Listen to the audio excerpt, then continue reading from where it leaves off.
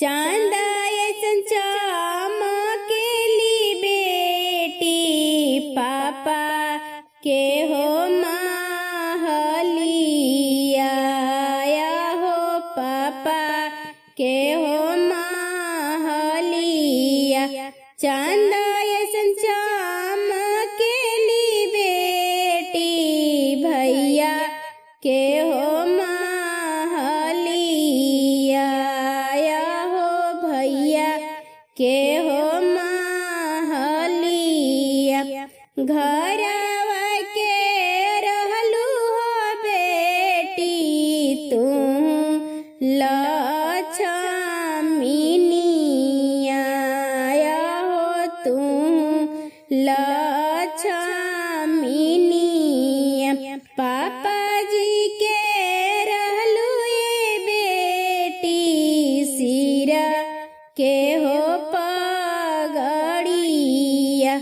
भैया जी के रहलू ये बेटी सिरा के हो पगड़िया हो सिरा के हो पगड़िया।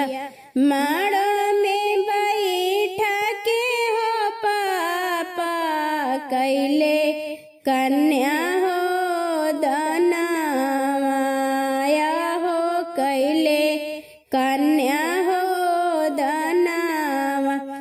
माड़ो में बैठा के हो भैया शंखा पनिया हो ढरले हो शंखा पनिया हो ढरले। रोवेली दुलारी हो मम्मी नैनवा ढरे हो लोरावा नैनवा ढरे हो लोरावा।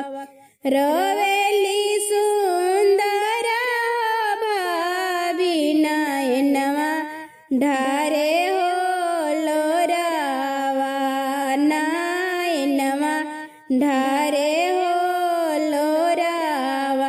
चांद ऐसन चमकेली बेटी पापा के हो